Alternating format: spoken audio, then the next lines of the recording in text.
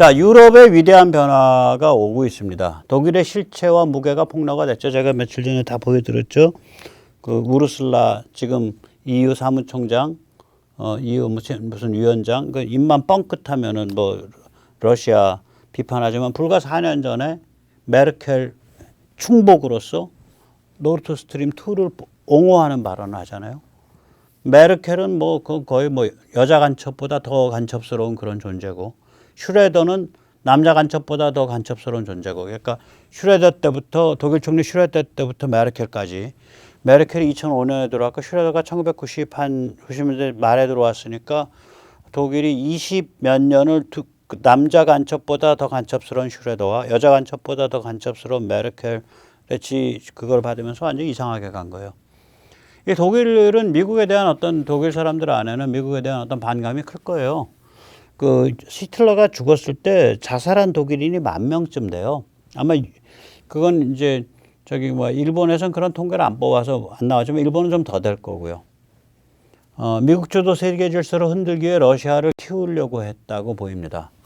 또 미국 주도 세계 질서를 흔들기 위해 유럽 글로벌리즘을 키운 거죠.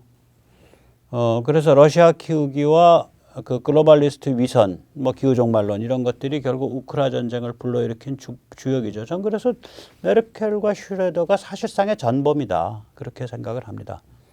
그러다 이번에 단단히 당하고 있죠. 석탄 원자력 발전소 없고 LNG 터미널이 없으니까 좀 뭐 가스를 받을 길이 없는 거지. 그래서 노르트 스트림이 이제 날아가는 바람에 그거라도 있었으면 이제 독일 국민들이 언젠가 듣고 일어나서 전쟁 당장 그만두세요. 우리는 평화를 원합니다. 우리는 가스를 원합니다. 이러고서 이제 튀어나올 수 있었는데 노르트 스트림이 없어지는 바람에 이제 평화 가스를 띄우는 장난질도 불가능해진 거죠. 그리고 마크롱 같은 자들의 마크롱 같은 프랑스의 얍삽함도 이번에 드러났고요. 그래서 우리가 이제 보다시피 올해의 그 4월 달에 르팽, 그 다음에 9월 달에 스웨덴, 9월 달에, 이탈리아 선거에서도 보듯이 이제 도덕적 보수주의 및 자유공화주의의 거대 물결이 시작된 거죠. 이렇게 제대로 된 물결이 나오게 되니까 도덕파리 친러 노선. 얘가 이제 예를 들면 헝가리 오반 정권이 그런 거고요. 체코 야당이 그런 건데 도덕파리 친러 정권들은 친러 세력은 걸러내지게 된다고 봅니다. 옥석이 구별되게 되죠. 결국 유럽 글로벌리즘의 황혼이 온 겁니다. 이제 유럽이 자유공화국들의 네트워크가 될 겁니다. 글로벌리스트들의 연합체, 그런 느슨한 연합체가 아니라 자유공화국 하나하나가 아주 색깔이 명확한 자유공화국들의 네트워크가 될 겁니다. 이번 전쟁 겪으면서. 여기서 잠시 이제 유럽 그 글로벌리즘이 얼마나 황당한가. 독일이랑 관계가 있어요. 우리가 월드 이코노믹 포럼 그런 얘기 많이 하고, 저게 이제 그 어떤 글로벌리스트의 그 모이는 세계 최대의 그 모임의 장인데, 저게 이제 시민단체죠. 1971년에 독일인 클라우스 슈왑이라는 사람이 만들었습니다. 처음엔 별거 아니었어요. 그때 만들 때는 이름이 유럽 관리 포럼입니다. 그러니까 유럽 매니지먼트 포럼이에요. 그랬다가 이제 저쪽이 이제 이제 동구가 이제 허물어지는 징조가 보이는 1987년. 저 때부터 1987년에 예를 동구 허물어지기가 거의 확실하죠. 저 해에 저기 누구죠? 우리 그 위대한 대통령, 레이건 대통령이 베를린에 가서 연설을 하면서 tear down this wall. 이 장벽을 무너뜨리십시오라는 그 유명한 연설을 했던 해가 1987년으로 기억을 합니다. 그때 유럽 관리 포럼이라는 단체 이름을 WEF, 세계 경제 포럼으로 개명을 합니다.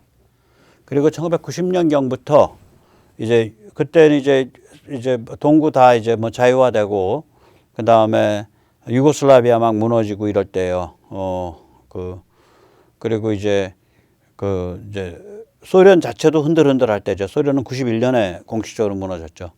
1990년경부터 유럽 정치인들이 이 WEF를 띄워서 이 글로벌리스트 창구로 사용을 합니다. 저 사진은 클라우스 슈왑이 푸틴이 만든 세인트페테르부르크 경제포럼 SIEF에 가서 축하 아련 인사를 드리고 있는 장면입니다. 저게 이제 다 골로 가는 거예요. 저 글로벌리스트들이 이번에 다 골로 가요. 그래서 제가 푸틴이 해냈다라 그러는 거예요. 저렇게 사고 치면 공화국 단위에서 싸우잖아요. 국가 단위에서. 전부 자유공화국이 강화되고 국민의식이 강화되고 이렇게 돼요. 또 건강해지는 측면도 있고. 도덕적 보수주의가 살아나고 살으려고. 자, 그래서 이제 우크라이나가 그렇게 간다. 핵단추 눌러도 이렇게 가는 거고, 핵단추 누르게 되면 저거는 핵단추를 누르더라도 끝까지 가야 된다. 왜냐면 이런 일로 핵을 쓰겠다고 하는 거는 저건 사이코패스다. 저런 사이코패스를 요번에 타협을 해서 살려줬다가는 나중에 더 큰 문제로 닥쳐온다. 차라리 이번에 누르든 말든 끝까지 밀어야 된다. 이게 저의 주장의 핵심이고요. 그렇게 어떻게 되든 간에 우크라이나는 지금 결판이 납니다. 결판이 나는데, 그러면 이제 그 다음번에 전체 세계 지정학계에서 제일 민감한데 제일 살벌한 핫스팟 뜨거운 장소가 어디냐? 당연히 한반도와 서태평양이죠. 제가 서태평양이라는 이름을 쓰는 까닭은 미국에서 사용하는 용어를 자꾸 익숙하게 전해드리려고 그래요. 우리는 서태평양, 우리는 자꾸 동쪽이라고 생각하고 있으니까 웨스턴 패시픽 그러면은 LA나 샌프란시스코 쪽을 자꾸 상상하는 기질이 있거든. 아니죠. 거기는 동태평양이죠. 서태평양은 바로 어디냐면은 일본, 한국, 타이완, 필리핀 이쪽이 서태평양입니다. 그래서 이제 여기가 이제 핫스팟이 되는 건데 저는 주장이 국방 예산이 지금 한 2.7% 돼요. GDP 대비. 이거 3.3% 이상으로 높여야 되는데 재원은 어디 있냐? 교육 쪽 예산입니다. 교육이 우리가 따로 지방교육센가 뭔가 해서 딱딱 일정 거기에 이렇게 딱 일정 비율이 헌납이 되게 돼 있어요. 그러니까 우리 GDP가 올라가니까 점점 더 많이 쌓여지는데 애들 숫자는 줄어들어. 그래서 학교에서 별 이상하게 돈 많이 쓰는 거예요. 그래가지고 국방과 교육은 우리 애들 보호하기 위한 거니까 국방은 전쟁 나면은 저 같은 사람도 교통정리하다가 유탄 맞아서 죽는 거예요. 길바닥에서. 젊은이들도 죽지만 비율로 따지면은 지금 6.25 때는 우리가 무장이 덜 돼 있어서 비율이 저쪽은 사망 실종이 20% 나오고 여기는 5%밖에 안 나오지만 이게 제대로 무장이 돼 있으면 민간인이 죽는 비율하고 군인 죽는 비율이 인구 대비 비슷해요. 군인에서 100만 명에서 5만 죽었으면 여기는 1000만 명에서 50만 죽습니다. 그러니까 뭐 젊은 사람들 보고 싸우라 그러고 야 그거 말이야 그거 다 엉터리 같은 소리죠. 엉터리 같은 소리. 우리 미국 6.25 때 미군 사망률 한번 생각해 보면 알아요. 미군이 한 4만밖에 안 죽잖아요. 엄청나게 많이 와서 싸우는데도. 제대로 장비가 갖춰져 있으면 그렇게 많이 안 죽어요. 그러니까 민간인 죽는 만큼만 죽어요. 그게 원래 그런 게임인데. 그러니까 명분이 닿잖아. 야, 국방예산과 교육예산은 털어서 쓰는 거야. 전용할 수 있어 서로. 그렇게 법을 고쳐야 돼. 그거 안 하면 다 간첩이요. 아니면 우파 양아치, 우파 단세포든. 그러면 예산 문제가 다 해결이 돼요. 심지어 5% 옛날에 저 어렸을 땐 국방 예산이 GDP의 한 4%까지도 썼었거든요. 4%, 4.5%도 거기까지도 올라가야 돼요. 필요하면. 왜 못 올라가? 생명이 왔다 갔다 하는데. 그 다음 두 번째는 관점을 확립해야 돼요. 주적은 중국이고요. 주전장은 한반도 및 그 인근입니다. 이건 관점 확실히 확립해야 돼요. 이런 관점을 가지게 되면 KF-21을 다시 얘기를 할게요. 이거 짧게 얘기할게요. 제가 자꾸 반복할 거니까. KF-21을 파생을 시킬 때 함재기가 아니라 스텔스 기능이 없는 짐승으로 파생시켜야 돼요. 저때 짐승이라는 건 잔뜩 뭘 많이 끌어안고 가는 거. 이 표를 잠깐 보시죠. 지금 현재 KF-21은 페일로드, 저게 끌어안을 수 있는 거예요. 그게 뭐 연료가 됐든 무장이 됐든. 연료 무장 합. 앞으로는 그렇게 고칠게요. 다음에 할 때는. 그게 지금 연료 무장 총합이 KF-21은 3만 파운드 정도인데 5톤 정도가 더 많아요. F-15C는 4만 파운드예요. 그러면 요번에 KF-21의 파생형 KF-21B, 저 B는 비스트, 짐승에서 온 겁니다. 그거 4만 파운드 갈 수 있다 이거지. 그렇게 가려면 날개 넓힐 수 있거든요. 함재기 할 때 날개 넓히다 그랬으니까 얼마 정도로 넓히는 게 600 스퀘어 피트로 넓히겠다. 20% 넓히겠다 그랬으니까. 오케이, 그럼 날개 608로 넓혀라. F-15C랑 똑같이.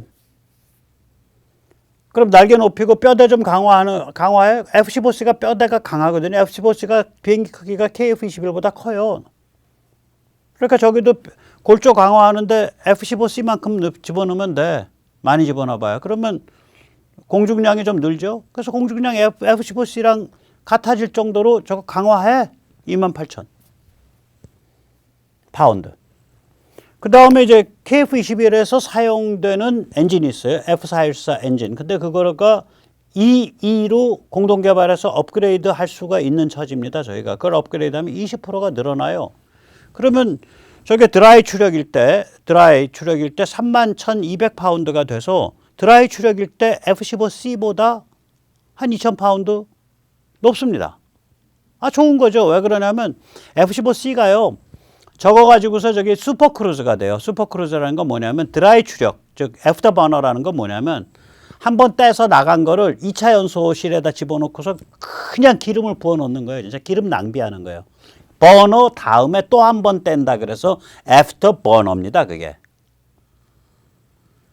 드라이라는 건 뭐냐면 한 번 연소돼서 나간 2차 연소실에 기름을 안 부어서 축축하지가 않다. 드라이 상태다. 그래서 그게 드라이예요. 이름이. 예.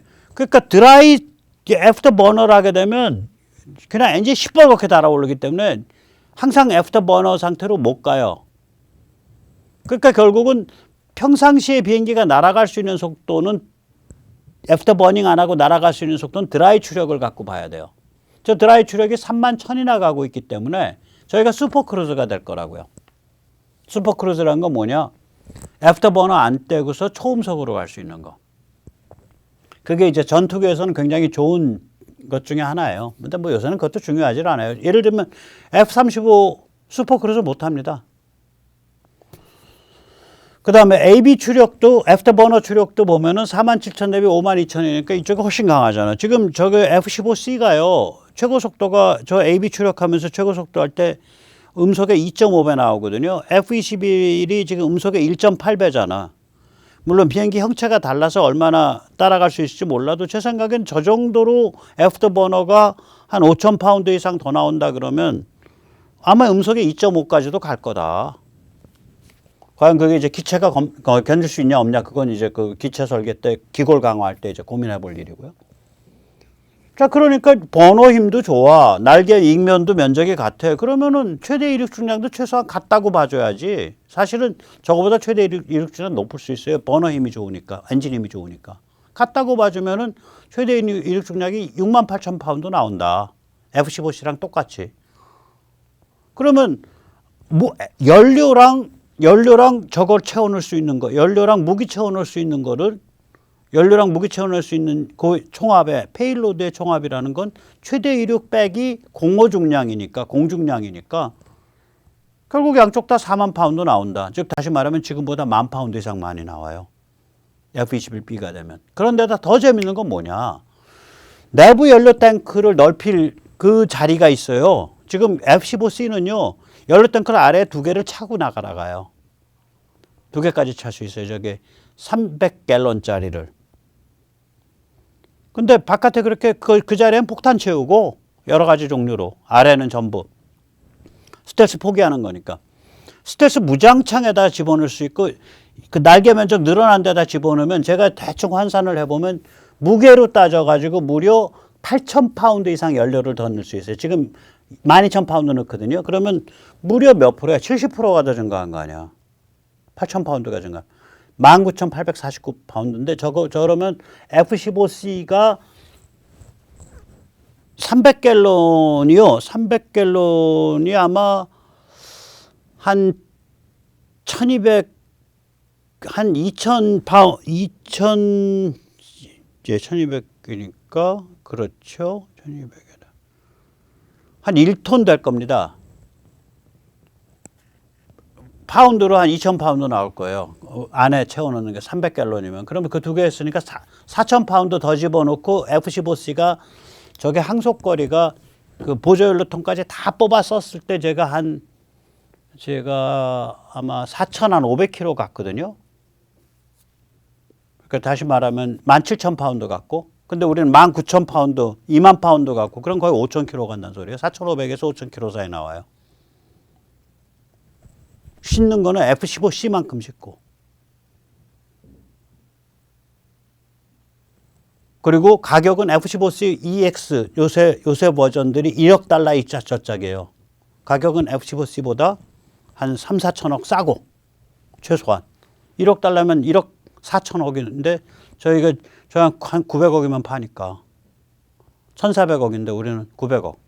4천 환율 다시 옛날로 회복돼서 1,200억으로 떨어져도 우린 300억 싸고. 항전 장비는 F-15C보다 나쁘지 않고 F-15C EX 때문에 항전 장비 굉장히 수준 올라갑니다. 그거보다 나쁘지 않고 비슷하거나 우리가 좀 좋고 전자 장비들.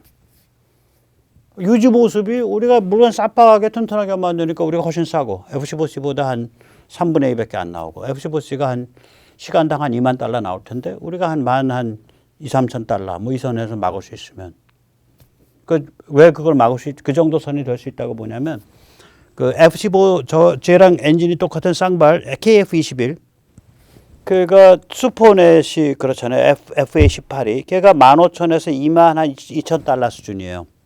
유지 보수비가 그러니까 저기 시간당 유지 운영비가 우리가 그거보단 싸게 나오거든.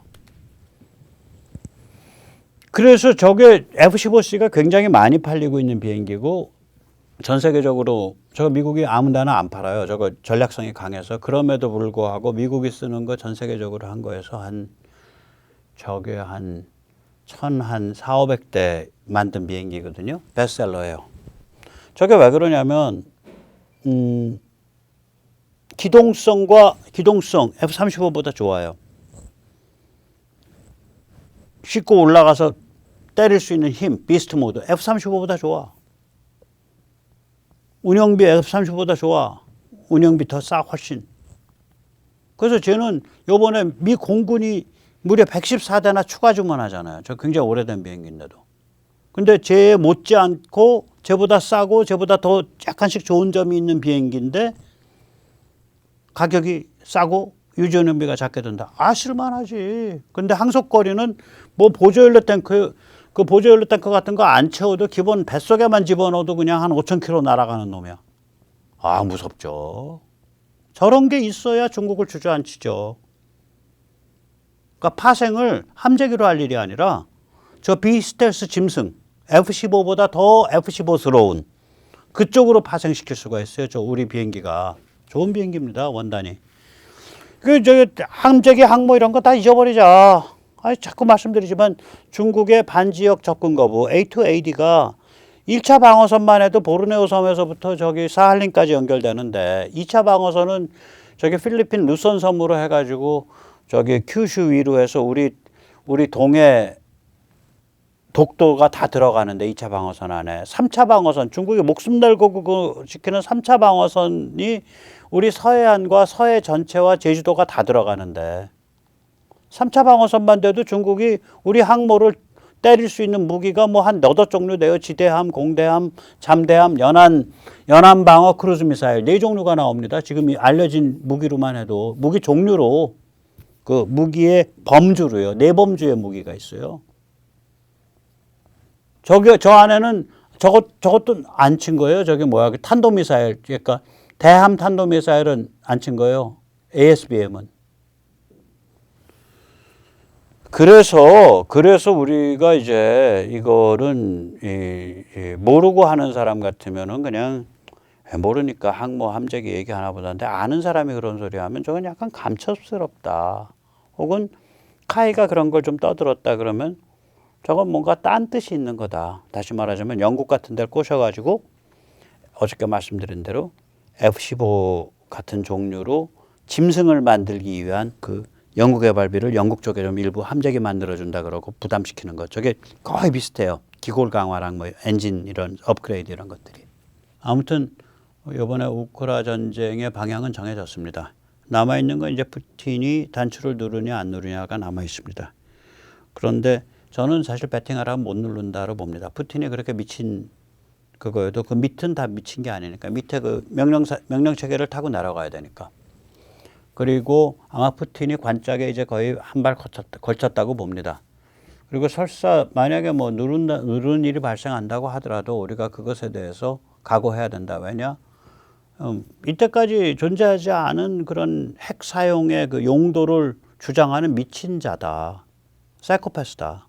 이번에 면죄부를 주거나 이번에 타협을 하게 되면 이를 갈고 원한을 가지고 더 무시무시한 미친 짓을 기획할 거다.